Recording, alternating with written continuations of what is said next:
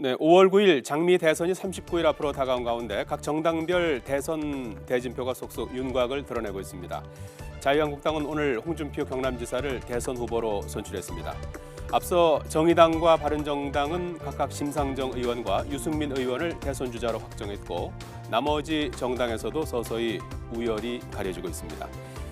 후보 선출이 아직 끝나지 않은 정당들이 있지만 현재까지의 경선과 여론조사 결과를 기준으로 앞으로의 대선 예상 시나리오를 그려봤습니다.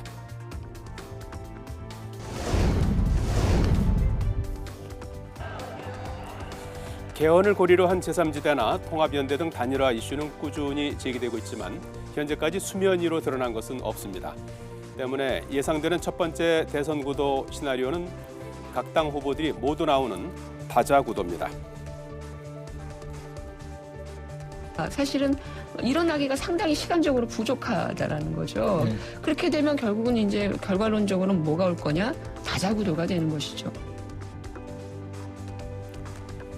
대선 판도가 다자 대결로 흘러갈 경우 현재 경선 결과와 여론조사 추이를 종합해봤을 때 경선에서 선출될 가능성이 상대적으로 큰 문재인, 안철수 후보, 그리고 확정된 홍준표, 유승민, 심상정 후보까지 이렇게 5 후보가 대결할 가능성이 큽니다. 그렇다면 다자로 갈 경우에는 어떤 후보에게 유리할까요? 중도 보수표가 뿔뿔이 흩어지면서 현재 대선 후보 지지율 1위를 달리고 있는 문재인 후보가 가장 유리할 것이라는 분석이 제기됩니다. 다자구도 여론조사에서도 문재인 후보의 독주 형태가 고스란히 드러납니다. 리얼미터가 각 당 지지율 1위 주자들을 대상으로 가상 5자 대결 지지율을 조사한 결과 문재인 43.9, 안철수 21, 홍준표 11.1%로 문 후보가 1위를 기록했습니다.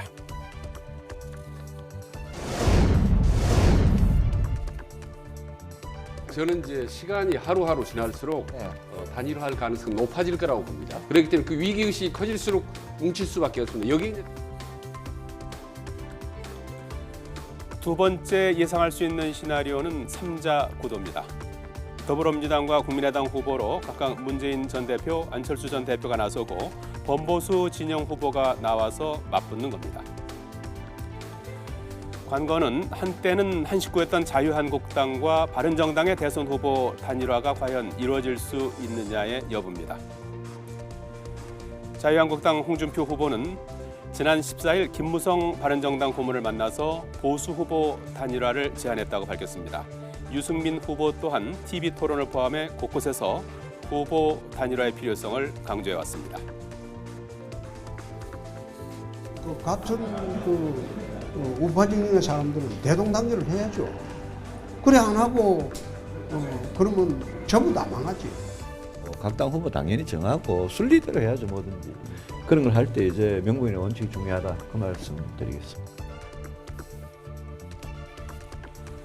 하지만 두 후보의 보수 단일화가 실현될지 미지수입니다. 바로 친박계 때문인데요.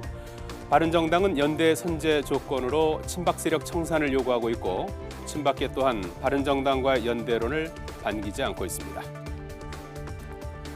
범보수 단일화의 또 하나의 변수는 개헌을 매개로 한 통합연대입니다. 특히 김종인 전 더불어민주당 비대위 대표의 행보가 눈에 띕니다.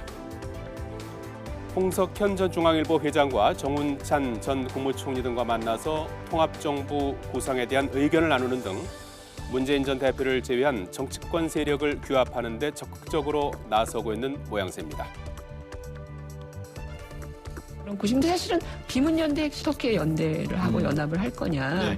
그게 핵심일 텐데 각자는 사실은 자기 머리를 못 깎죠. 중들은. 그렇기 때문에 이른바 제3자의 어떤 구심력이라고 하는 게 작동을 할 텐데 가장 적절한 인사는 제가 볼 때는 아마 김종인 전 대표가 아닐까.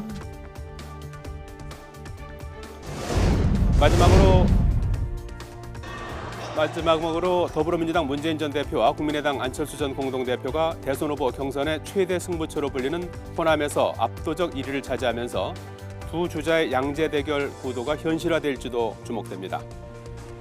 이번 대선은 양강 구도로 갈 것임을 확신하는 안철수 전 대표는 연설 스타일을 바꾸는 등 이전과는 다른 전략으로 나서면서 뒷심을 발휘하고 있습니다. 하지만 믿어야 합니다. 우리 스스로를 믿어야 국민들도 믿어주십니다. 단디 하겠습니다. 화끈하게 밀어주이소. 하지만 양강 구도가 형성되기 위해서는 넘어야 할 산이 많아 보입니다.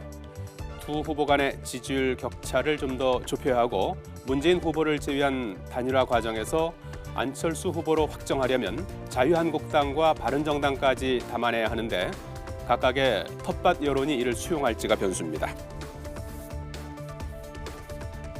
이 여론을 누가 흡수해서 과연 이제 본선 구도에 들어갈 것이냐. 그 안철수 전 대표 쪽에서는 그런 구도 싸움을 염두에 둔 문재인 대표의 각세우기, 전 대표 각세우기를 중심으로 이렇게 선거를 좀 끌고 갈 것으로 보입니다. 39일 앞으로 다가온 대선, 짧다면 짧고 길다면 길다고 볼 수도 있습니다. 예상 시나리오를 짚어봤습니다만 앞으로 대선 구도를 바꿀 변수는 아직 많습니다. 5월 9일 어떤 드라마가 펼쳐질지 궁금해집니다.